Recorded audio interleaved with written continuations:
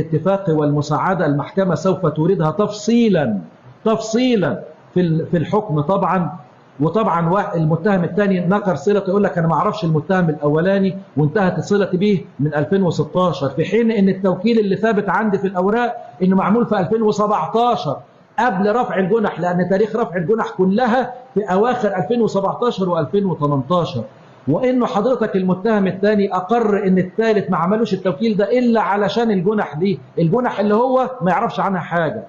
وبعدين المتهم الثالث عندي اللي هو حضرتك المفروض مرفوع باسمه الايصالات، قال لك انا لا راح في المجني عليه ولا دينته ولا ما بيني وما بينه اي حاجه.